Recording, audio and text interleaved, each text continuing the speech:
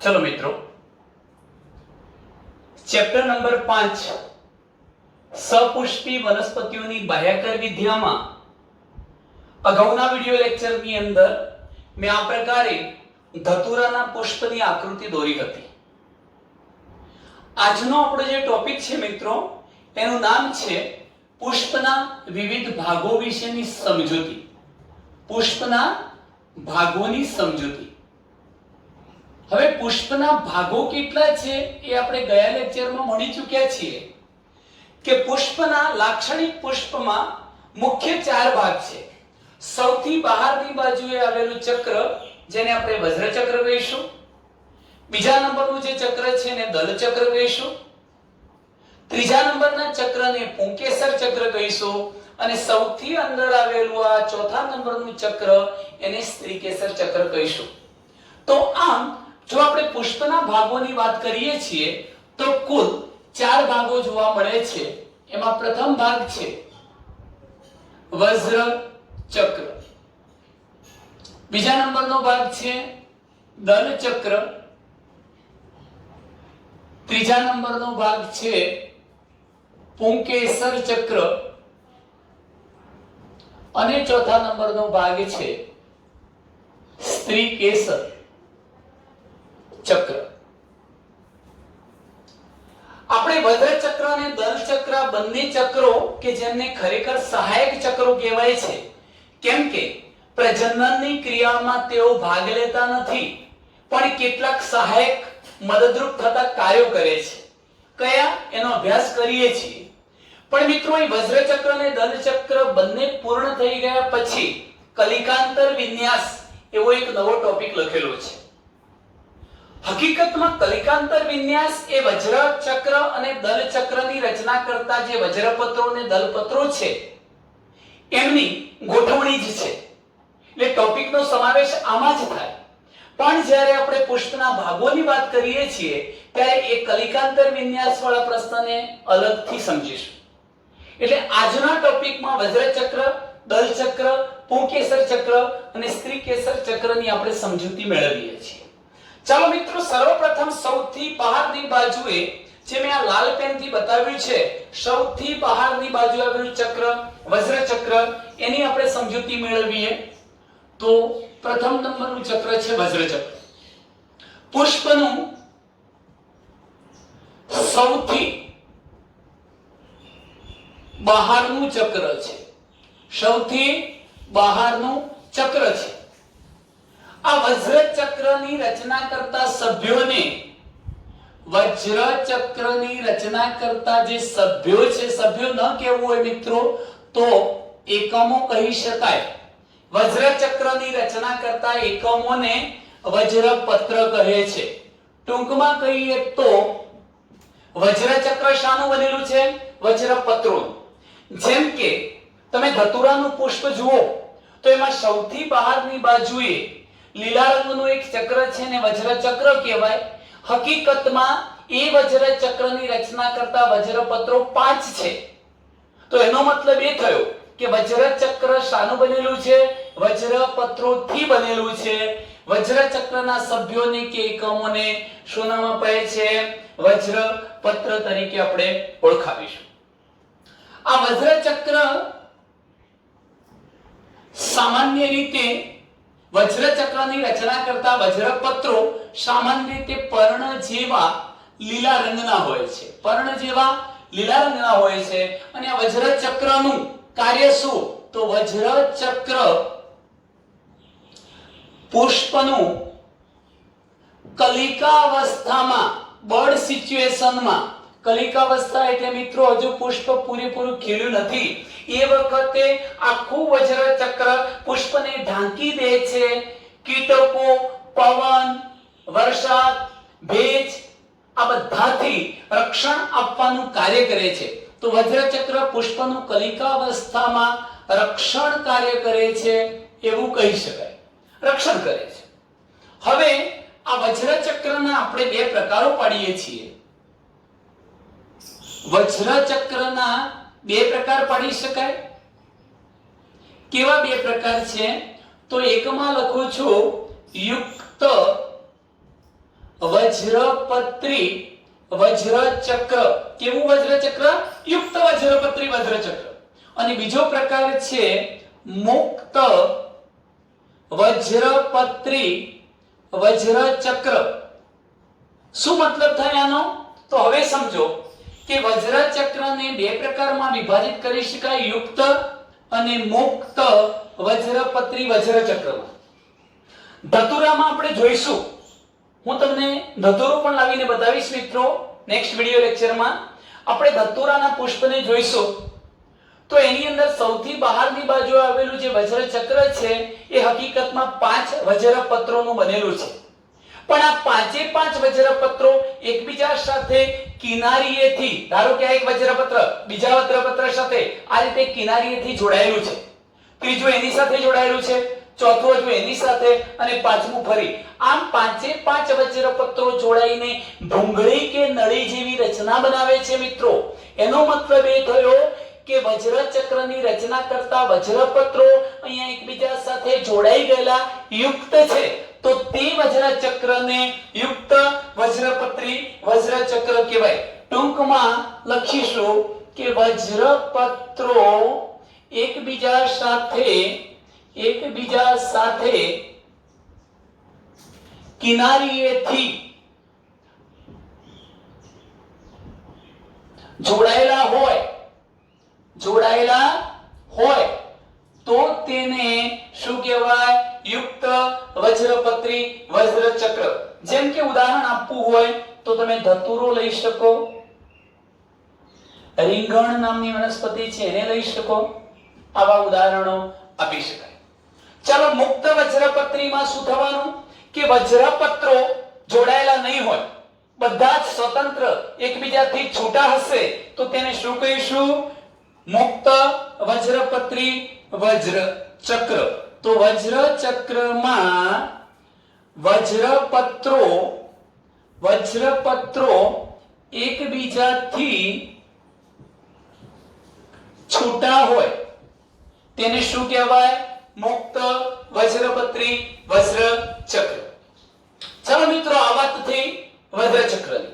હવે આપણે બીજા નંબરના પોઈન્ટ તરફ જઈએ છીએ, જે ટોપિક છે આપણો દલચક્ર.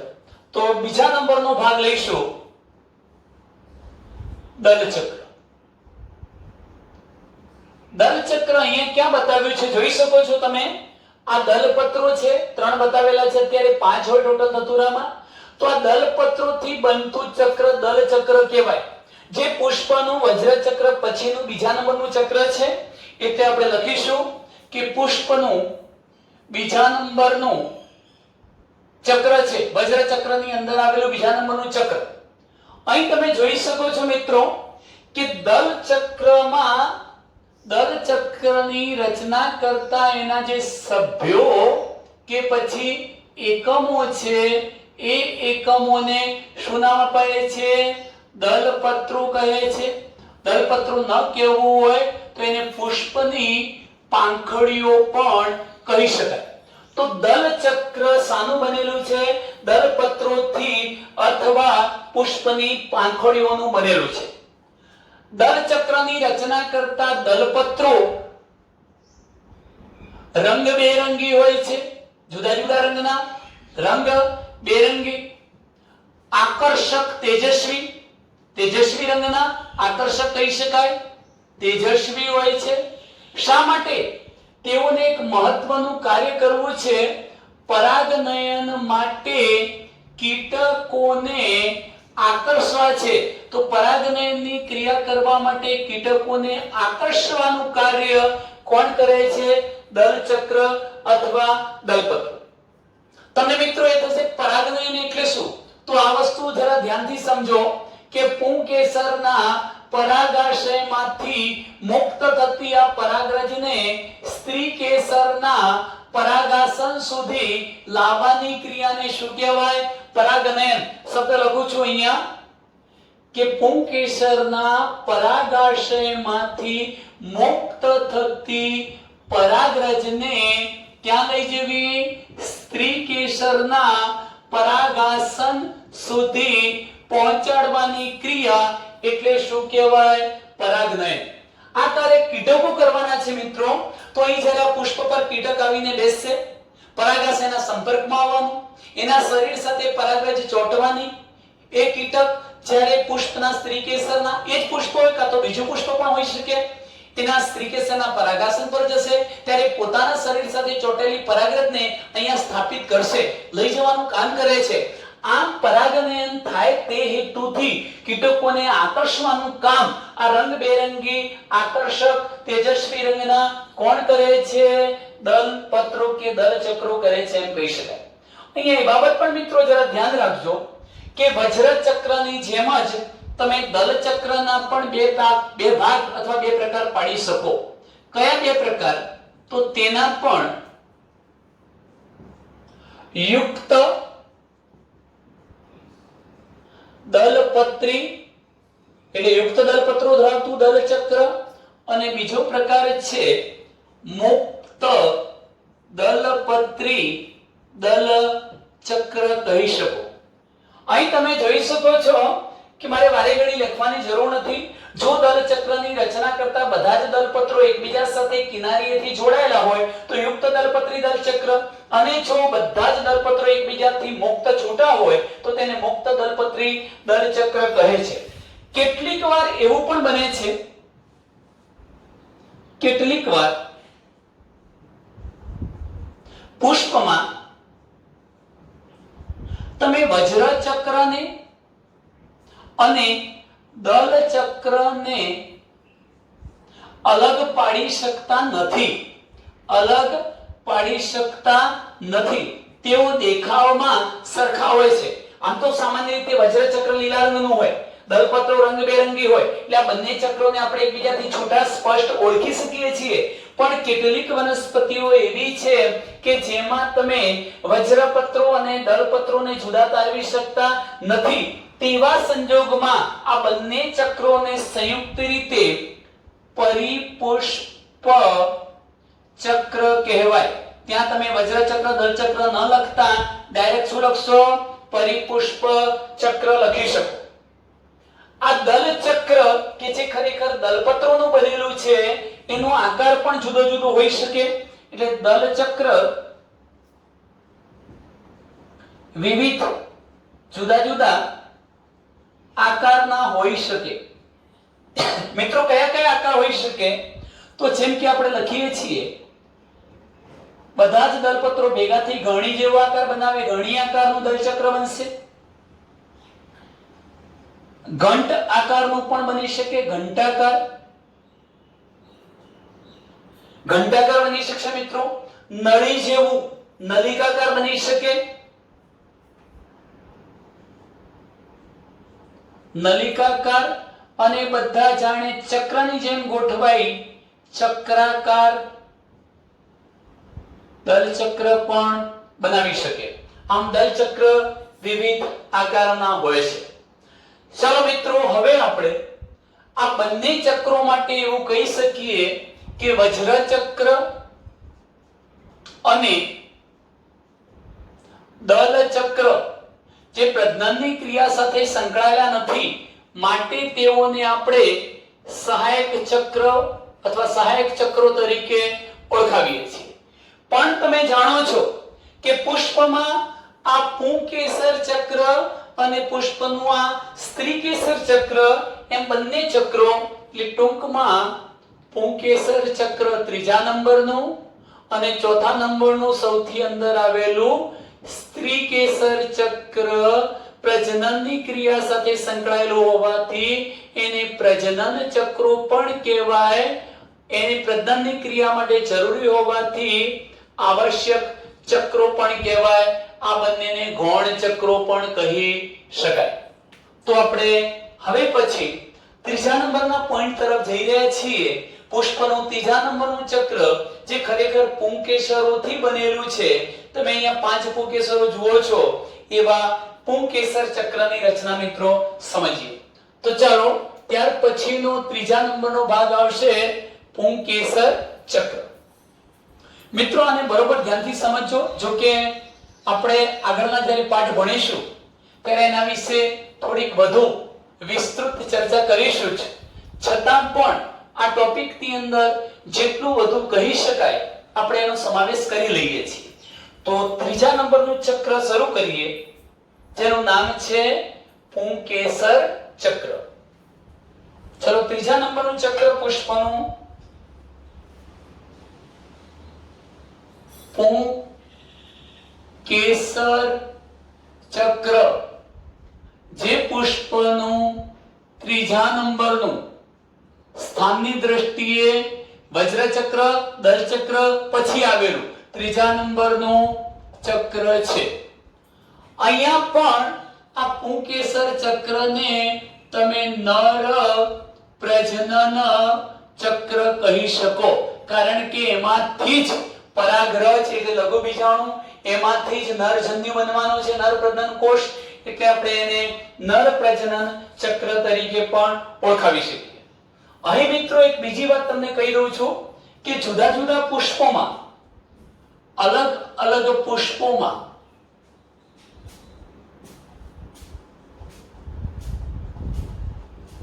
પુંકેસરની સંખ્યા જુદી જુદી હોઈ શકે. એનો મતલબ કે પુંકેસર ચક્ર પુંકેસરોથી બનેલું છે. પુંકેસર ચક્ર શાનું બનેલું છે? પુંકેસર ચક્ર પુંકેસરોનું બનેલું છે. કેટલીક વનસ્પતિના પુષ્પમાં 5 પુંકેસરો હશે, કોઈનામાં 10 હશે, 25 હશે, 22 હશે, કોઈનામાં 3 હોય. આમ પુંકેસરોની સંખ્યા જુદા જુદા પુષ્પમાં કેવી હોઈ શકે? જુદી જુદી. અહીં એ પણ યાદ રાખો મિત્રો કે આપણે મહત્વના પોઈન્ટ તરફ જઈએ છીએ કે ખરેખર આ જે પુંકેસર ચક્ર છે કે જે ખરેખર શાનું બનેલું છે? પુંકેસરોથી બને છે. તો પુંકેસરની રચના જોવી પડશે. આપણે કોની રચનાનો અભ્યાસ કરીએ છીએ? પુંકેસરની રચના સમજીએ. પુંકેસરની રચના જોતા એમાં મહત્વના 3 ભાગો આવેલા જોવા મળે છે. કયા કયા 3 ભાગો હું મિત્રો અલગ પેનથી બતાવું છું, જેથી તમે સરળતાથી આ ઘટનાને સમજી જઈ શકો.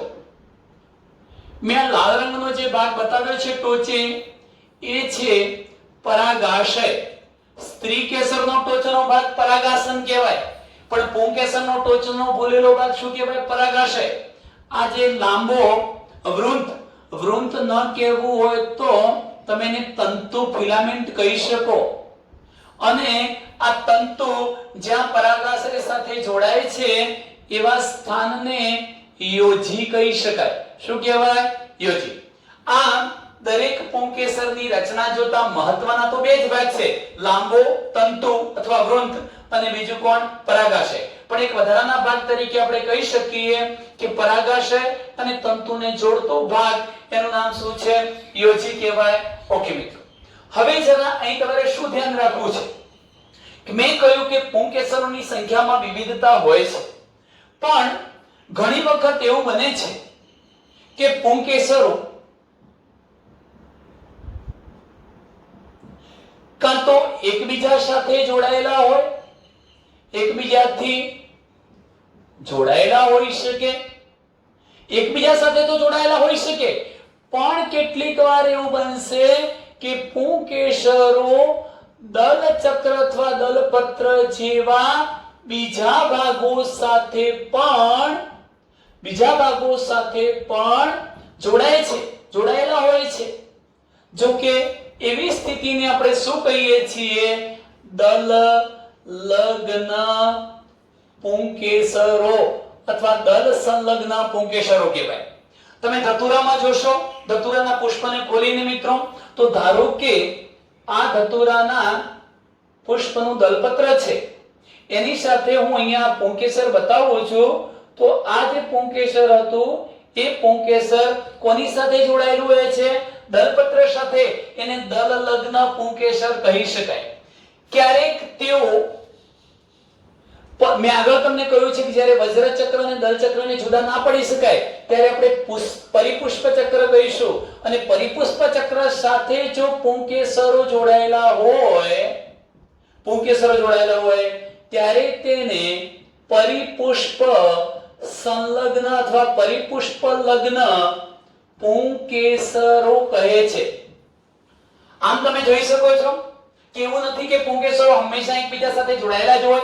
એવું પણ બનશે કે કાં તો પુષ્પમાં આ રીતે લખું છું મિત્રો, જુઓ કે પુંકેસરો પણ બે પ્રકારના હોઈ શકે.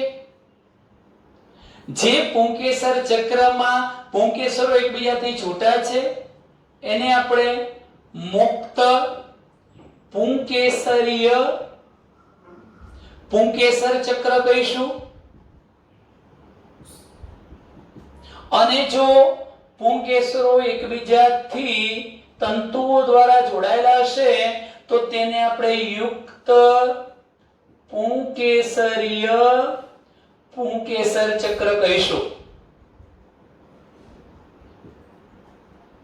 મુક્ત પુંકેસરીય પુંકેસર ચક્ર અને યુક્ત પુંકેસરીય પુંકેસર ચક્ર. બરોબર, ત્યાંથી સમજી લો મિત્રો પહેલા તો કે પુંકેસરોની સંખ્યા જુદા જુદા પુષ્પોમાં જુદી જુદી હોઈ શકે.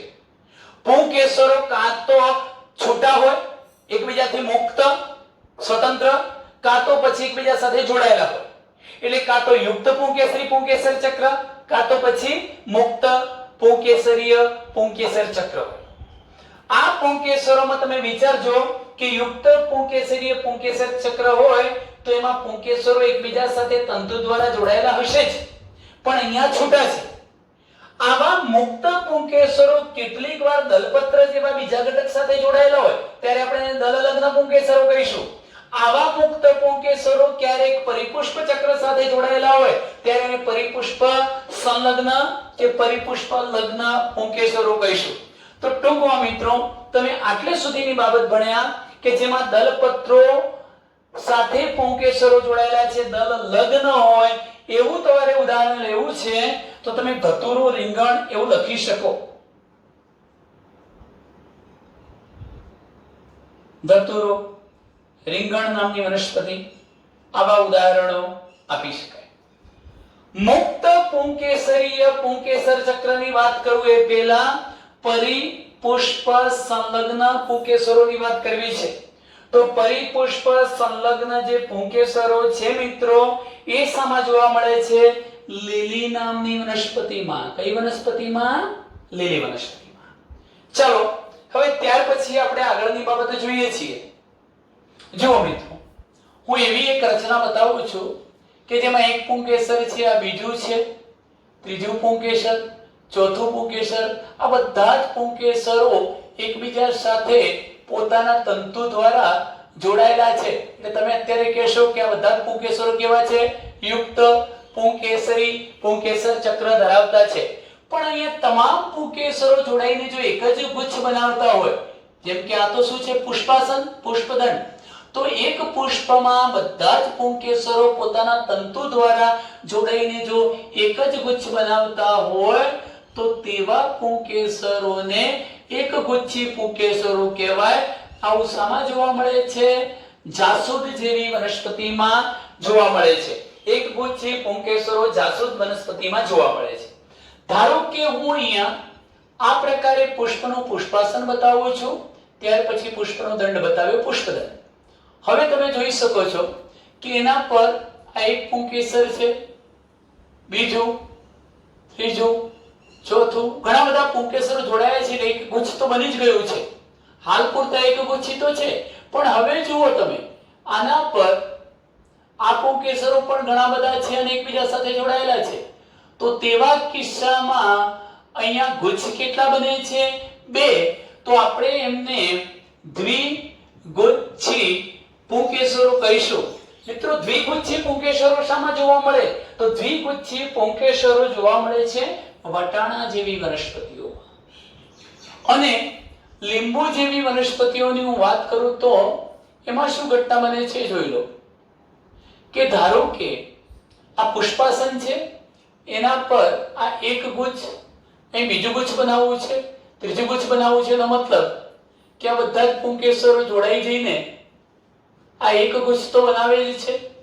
એવી રીતે બાકીના બીજા પુંકેસરો જોડાઈ જઈ પોતાના તંતુઓ દ્વારા જોડાઈ જઈ આ બીજું ગુચ્છ બન્યું. એ જ રીતે અહીંયા પણ ઘણા બધા પુંકેસરો જોડાઈ જઈને આ એક ત્રીજું ગુચ્છ બન્યું.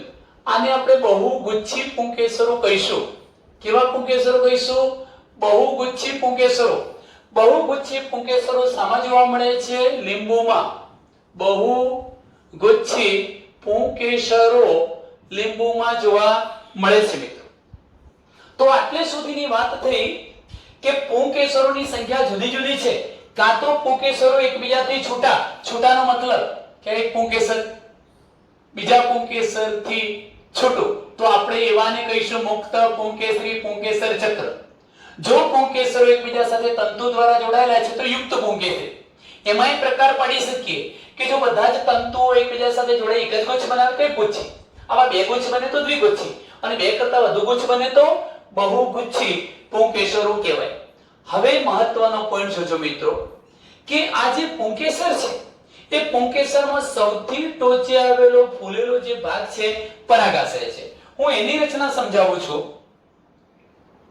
જો આપણે પરાગાશયનો આડો છેદ લઈએ તો પરાગાશય તમને શરૂઆતમાં આવું દ્વિખંડી દેખાય છે. મિત્રો પરાગાશય શરૂઆતમાં કેવું દેખાય છે? દ્વિખંડી. અત્યારે માત્ર તમે બે જ ખંડો જોઈ શકો છો. આ એક ખંડ અને આ થઈ ગયો બીજો ખંડ.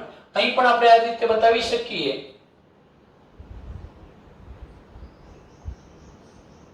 ચલો આ બે ખંડ મેં દોર્યા. શરૂઆતમાં પરાગાશય એક અને એક બે ખંડ ધરાવે. એનો મતલબ તમે આ પરાગાશયનો આનો આડો છેદ લો પ્લેટની મદદથી અને માઇક્રોસ્કોપમાં જુઓ તો તમને બે ખંડ દેખાય છે, દ્વિખંડી હોય છે. શરૂઆતમાં પરાગાશય કેવું હોય છે? દ્વિખંડીય હોય છે. પરંતુ દરેક ખંડમાં એક ખંડ અને બીજો ખંડ, દરેક ખંડની અંદર તમે જુઓ તો આ રીતે થોડીક ઊંડી એવી ખાંચ આવેલી હોય અને એના પરિણામ સ્વરૂપે તમને એવું લાગશે કે અહીંયા કોટર કેટલા બને છે? કોટર એક, બીજું, ત્રીજું અને ચોથું. દરેક ખંડમાં બે કોટરો હોવાથી પરાગાશય ચતુષ્ક કોટરીય દેખાય છે. હોય છે દ્વિખંડી, પરંતુ એમાં કોટરો કેટલા હોય છે? 4. ચતુષ્કોટરીય હોય છે. હવે સમજો કે દરેક કોટરમાં અહીંયા આ 1, 2, 3 અને 4. દરેક કોટરમાં શું આવેલું છે? 1, 1 એ રીતે 4 પરાગ કોથળી આવેલી છે. શું આવેલું છે મિત્રો? પરાગ કોથળી. એને આપણે લઘુ બીજાણુ ધાની પણ કહી શકીએ. કેમ? કારણ કે પરાગ કોથળી એટલે જેમાં પરાગરજ આવેલી છે એવી કોથળી. પણ પરાગરજ માટેનો બીજો શબ્દ છે લઘુ બીજાણુ. તો લઘુ બીજાણુ આવેલી છે એવી કોથળી ધાની એને લઘુ બીજાણુ ધાની કહેવાય. હવે બરોબર ધ્યાનથી શું સમજવાનું છે? જો આપણે આ લઘુ બીજાણુ ધાનીની રચના જોઈએ 12મા ધોરણમાં મિત્રો આપણે એને સમજવાના છીએ, એટલે બહુ ડિટેલમાં ચર્ચા ન કરતા ઉપર છેલ્લી વાત કરી દઈશ કે એનો દરેકે દરેક કોષ આ લઘુ બીજાણુ ધાનીની દિવાલનો કોષ દ્વિકીય હોય, ટ્વાઇસ n. પણ તમે જાણો છો એને પરાગરજ બનાવવી છે એ વખતે એ અર્ધીકરણ પ્રકારનું કોષ વિભાજન કરે છે. અને તમે એ પણ જાણો છો કે અર્ધીકરણ વિભાજન 1 અને અર્ધીકરણ વિભાજન 2 થાય. જો પહેલું વિભાજન થાય તો એ અર્ધીકરણ પ્રકારનું છે, બે એકકીય કોષો બને. બીજું અર્ધીકરણ વિભાજન એ સમવિભાજન પ્રકારનું છે, પરિણામે 4 એકકીય કોષો બને. આ જે 4 એકકીય કોષો બન્યા મિત્રો એ જ શું છે? પરાગરજ. એને જ આપણે લઘુ બીજાણુ કહીશું. આમ તમે જોઈ શકો છો કે એક કોઈ કોષ જેને આપણે પરાગમાતૃ કોષ પણ કહીશું. પરાગમાતૃ કોષ જે દ્વિકીય હતો, લઘુ બીજાણુ ધાનીની દિવાલમાં હતો, એનું અર્ધીકરણ પ્રકારનું કોષ વિભાજન થઈને 4 એકકીય પરાગરજ બને છે. આમ અહીંયા સમય જતાં એકકીય પરાગરજ ભરાતી જવાની, એટલે આખી લઘુ બીજાણુ ધાની અથવા પરાગ કોથળી પરાગરજ દ્વારા આ રીતે ભરાઈ જશે મિત્રો. પછી શું થવાનું? તો ત્યાર પછીની ઘટના એવી છે કે જ્યારે આખું પરાગાશય પુખ્ત બનશે, પુખ્ત બની જવાનું, પરિપક્વ એટલે સ્ફોટન પામે, ફાટશે, અને ફાટે એ વખતે પરાગરજને મુક્ત કરે છે. આ પરાગરજ જે મુક્ત થઈ એને જો આપણે આપણી આંગળીઓ વડે ઉપર લઈશું તો એ સફેદ રંગનો જાણે પાવડર ચોટ્યો હોય એવી રચના દેખાય છે.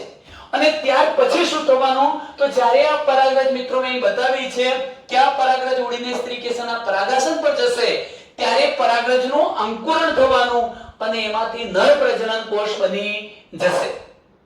તો આટલે સુધીની આ જે માહિતી આપણે સમજ્યા એ છે પુંકેસર ચક્રની. હું ઉપર છેલ્લી બાબતોનું રિવિઝન કરી લઉં છું. પુંકેસર ચક્ર પુષ્પનું નર પ્રજનન ચક્ર છે. ત્રીજા નંબરનું ચક્ર છે. અલગ અલગ પુષ્પમાં પુંકેસરની સંખ્યા જુદી જુદી હોય છે. પુંકેસરો કાં તો મુક્ત હોય કાં તો જોડાયેલા હોય છે. મુક્ત હોય તો એમના તંતુ એકબીજાથી છૂટા હશે. જો જોડાયેલા હોય એમાં પણ એમ કહી શકાય કે બધા જ પુંકેસરના તંતુ જોડાઈને એક જ ગુચ્છ બનાવતા હોય તો એક ગુચ્છી પુંકેસરો, આવા બે ગુચ્છ બનતા હોય દ્વિગુચ્છી પુંકેસરો, બે કરતા વધુ બનતા હોય બહુગુચ્છી પુંકેસરો. પછી મેં તમને કહ્યું કે આ જે પરાગાશય છે એ પરાગાશય ને પરાગરજ ઉત્પન્ન કરવી છે. પરાગાશય શરૂઆતમાં બે જ ખંડો ધરાવતું હોય છે, દ્વિખંડી, પરંતુ દરેક ખંડમાં બે બે કોટરો આવેલા હોવાથી તે ચતુષ્કોટરીય દેખાય છે. દરેક કોટરમાં એક લઘુબીજાણુ ધાની અથવા પરાગક કોથળી આવેલી હોય છે અને એના કોષો જે મેં અહીં બતાવ્યા છે પરાગમાતૃ કોષો અર્ધીકરણની ક્રિયા દ્વારા એકકીય પરાગરજ ઉત્પન્ન કરે છે. ચાલો મિત્રો, આટલે સુધીની બાબત થઈ પુંકેસર ચક્રની. જે પુષ્પમાં પુંકેસરો પરાગરજ ઉત્પન્ન કરી શકતા નથી એને આપણે વંધ્ય પુંકેસરો તરીકે ઓળખાવીએ છીએ. અને એક છેલ્લો પોઈન્ટ કહી દઉં કે આ જે પુંકેસર તંતુઓ છે એ પુંકેસર તંતુઓની લંબાઈમાં પણ વિવિધતા જોવા મળે છે. જેમ કે ઉદાહરણ આપવા છે તો સાલ્વિયા નામની વનસ્પતિ અને રાઈ નામની વનસ્પતિ. તમે ધારો કે રાઈ લો તો રાઈના બધા જ છોડમાં પુંકેસરની લંબાઈ સરખી નથી, એમાં વિવિધતા જોવા મળે છે. તો મિત્રો આ પૂરું થયું કયું ચક્ર પુષ્પનું? ત્રીજા નંબરનું ચક્ર, નર પ્રજનન અંગ, નર પ્રજનન ચક્ર તરીકે આપણે એને ઓળખાવીશું. એમાં એક મહત્વની બાબત આ યાદ રાખજો કે પરાગમાતૃ કોષનું અર્ધીકરણ થવાથી ચારે ચાર પરાગરજ જે બને છે એ બધી જ સક્રિય રહે છે. તો એક અર્ધીકરણથી ચાર પરાગરજ બને, આ બાબત યાદ રાખજો. એના આધારે દાખલા પૂછાશે, હું તમને એની સમજૂતી ત્યાર પછી આપતો રહીશ. ચલો મિત્રો, હવે સૌથી અંદરનું ચોથા નંબરનું ચક્ર ભણવું છે જેનું નામ છે સ્ત્રીકેસર ચક્ર, જેને પુષ્પનું માદા પ્રજનન અંગ કે માદા પ્રજનન ચક્ર પણ કહે છે. સ્ત્રીકેસર ચક્ર શાનું બનેલું હોય છે? સ્ત્રીકેસરોથી બને છે. એમાં પણ આપણે પુંકેસરની જેમ પ્રકારો પાડીશું તો અહીં ધ્યાન રાખો. સૌથી અંદરનું ચોથા નંબરનું ચક્ર આવ્યું સ્ત્રીકેસર ચક્ર.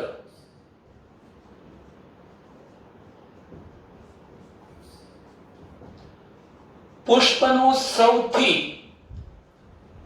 અંદરનું ચોથા નંબરનું, નંબરની દ્રષ્ટિએ, સ્થાનની દ્રષ્ટિએ સૌથી અંદરનું ચોથા નંબરનું ચક્ર છે. આ સ્ત્રીકેસર ચક્રને આપણે માદા પ્રજનન ચક્ર પણ કહીશું, માદા પ્રજનન અંગ. સ્ત્રીકેસર ચક્રની રચના કરતા જે સભ્યો છે અથવા એકમો છે એને શું નામ અપાય? સ્ત્રીકેસર. તો સ્ત્રીકેસર ચક્ર શાનું બનેલું હોય છે? સ્ત્રીકેસરોથી બનેલું છે. સ્ત્રીકેસર ચક્રમાં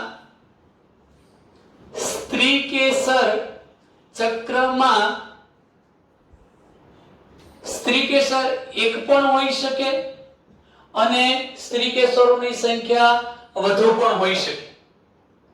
જો સ્ત્રીકેસર વધુ હોય તો આપણે એવા સ્ત્રીકેસરને બહુ સ્ત્રીકેસર ચક્ર કહીશું. જો સ્ત્રીકેસર ચક્રમાં સ્ત્રીકેસરોની સંખ્યા વધુ છે તો તેને બહુ સ્ત્રીકેસર ચક્ર, અને જો એક જ હોય તો તેને એક સ્ત્રી કેસરી સ્ત્રી કેસર ચક્ર કહેવાય. હવે જો મિત્રો, આ એક સ્ત્રી કેસર ચક્ર એટલે શું? ધારો કે હું અહીંયા સ્ત્રી કેસર બતાવું છું. આપણે ચર્ચા પણ કરીએ છીએ કે સ્ત્રી કેસરની રચનામાં મુખ્ય 3 ભાગો આવેલા છે. તલસ્થ ખુલેલો ભાગ બીજાશય છે, આ પરાગવાહિની છે અને આ ભાગ છે પરાગાશય. એની ચર્ચા પછી કરીશું. પણ જુઓ, હવે જરા ધ્યાનથી એ સમજવાનું છે કે હું અહીંયા સ્ત્રી કેસર ચક્ર બતાવું છું. એમાં મેં એક જ પુષ્પ બતાવ્યું છે, એનું આ પુષ્પાસન અને પુષ્પદંડ બતાવી દીધો. પુષ્પાસન પુષ્પદંડ બતાવ્યો. પુષ્પ એક જ છે. હવે આમાં તમે આને જોઈને સરળતાથી કહી શકો કે સ્ત્રી કેસર એક જ છે. કેમ? કારણ કે ઉપર કંઈ 2 કે 3 કે 4 હોય એવી રચના તમને દેખાતી નથી મિત્રો. પણ માની લો કે જો આ ભૂલથી આ ભાગ તૂટી ગયો છે અને આ પ્રકારની રચના હોય તો તમે કેવી રીતે નક્કી કરી શકો કે આ સ્ત્રી કેસર ચક્રમાં એક જ સ્ત્રી કેસર આવેલું છે? તેવા સંજોગોમાં આ જે બીજાશય છે એ બીજાશયનો બ્લેડની મદદથી આડો છેદ લો. આડો છેદ તમને ગોળ દેખાશે. જો આ આડા છેદમાં તમને એક જ કોટર દેખાય તો સમજવું કે એ સ્ત્રી કેસર ચક્રમાં સ્ત્રી કેસરની સંખ્યા કેટલી છે? એક જ. પણ હવે હું તમને બીજી સ્થિતિ બતાવું છું. અહીં જોઈ શકો છો કે ધારો કે હું આ એક સ્ત્રી કેસર દોરું છું. પુષ્પ તો એક જ છે એટલે પુષ્પાસન પુષ્પદંડ થઈ ગયો. હવે તમે જોઈ શકો છો હું આ પ્રકારની રચના બતાવું છું. તો અત્યારે તમે સરળતાથી કહેશો કે આની અંદર 4 સ્ત્રી કેસરો છે, દેખાય પણ છે. પણ મને એ કહો કે શું અહીંયા 4 સ્ત્રી કેસરો એકબીજાથી છૂટા સ્વતંત્ર છે? ના, બધા જ સ્ત્રી કેસરો એકબીજા સાથે જોડાયેલા છે. એની સાબિતી શું? જો સ્ત્રી કેસરોની સંખ્યા વધુ હોય તો તેને બહુસ્ત્રી કેસરી સ્ત્રી કેસર ચક્ર કહેવાય. એના 2 પ્રકાર પડે. કયા 2? તો બહુયુક્ત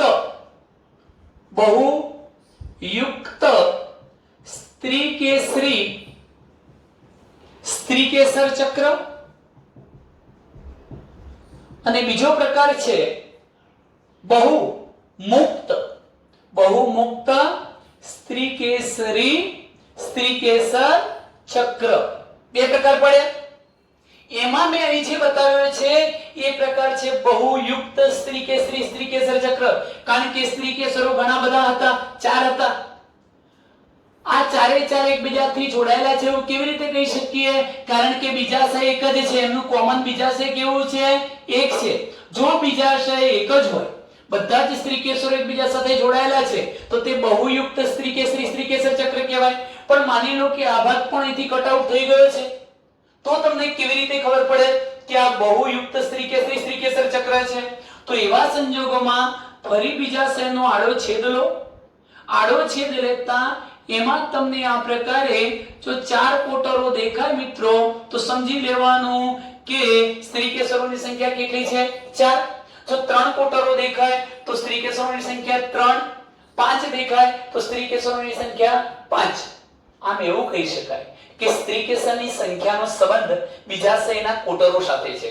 જેટલા કોટર એટલા સ્ત્રી કેસરોની સંખ્યા. અહીંયા બધા જ સ્ત્રી કેસરો એકબીજા સાથે જોડાયેલા છે માટે એને બહુયુક્ત સ્ત્રી કેસર ચક્ર કહેવાય. હવે એક બીજી સ્થિતિ બતાવું છું, એ જોજો. બહુમુક્ત કોને કહેવાય? ધારો કે મેં આ એક પુષ્પનું પુષ્પાસન બતાવ્યું છે અને એમાં પુષ્પદંડ બતાવી દીધો. હું એની અંદર આ એક સ્ત્રી કેસર બતાવું છું જેને પોતાનું સ્વતંત્ર બીજાશય છે. આ બીજું સ્ત્રી કેસર બતાવ્યું એને પણ સ્વતંત્ર બીજાશય છે. ત્રીજું સ્ત્રી કેસર બતાવ્યું એને પણ સ્વતંત્ર બીજાશય છે. તો એનો મતલબ કે સ્ત્રી કેસરોની સંખ્યા તો વધુ છે એટલે બહુસ્ત્રી સ્ત્રી કેસર ચક્ર. પણ અહીંયા બધા જ સ્ત્રી કેસરો એકબીજાથી છૂટા છે. કેમ? કારણ કે દરેકને પોતાનું સ્વતંત્ર બીજાશય છે. આની જેમ બધા જ સ્ત્રી કેસરોનું એક કોમન બીજાશય નથી. તો તેવી સ્થિતિને શું કહેવાય? બહુમુક્ત સ્ત્રી બીજાશય. આવું શામાં જોવા મળે છે મિત્રો? તો કમળ અને ગુલાબ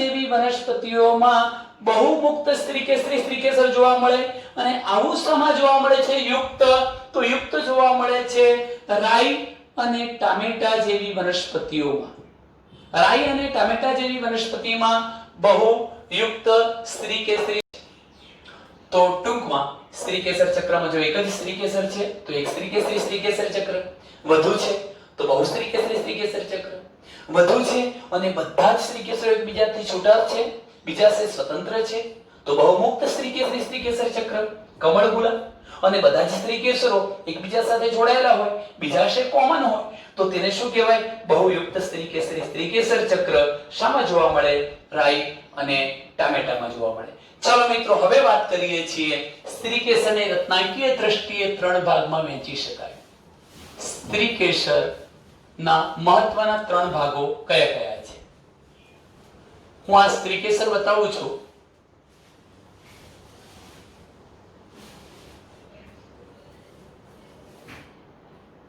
સ્ત્રીકેસરની રચનામાં ત્રણ ભાગો આવેલા છે સૌથી ટોચે આવેલો ભાગ જેને પરાગાસન કહેવાય આ લાંબી લંબાઈની નલિકા જેને પરાગ વાહિની કહેવાય પરાગ નલિકા કહીશું પરાગ નલિકા કહીશું અને ત્રીજો જે ભાગ છે ફૂલેલો એને આપણે બીજાશય પણ કહીશું અને અંડાશય પણ કહીશું આમ સ્ત્રીકેસરની